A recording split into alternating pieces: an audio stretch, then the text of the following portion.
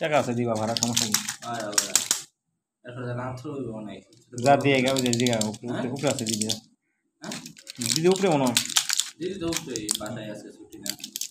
দিদি কিসে চাকরি করে দিদি টিয়ার গোডাউন রে ভাই জামাই বন্দরের অফিসে টিয়ার গোডাউন ভূমি অফিস মানে টিয়ার জামাই বেতন ৬২,০০০ টাকা কিসে চাকরি করে বন্দরে অফিসিয়াল হ্যালো ওই যে কি কয় বেরোবেন নাকি আপনি খাওয়া সারা হয়ে গেল তোর বাপ মারা বাবা দেখা দেখি বাদ বেরো লাগলো কেন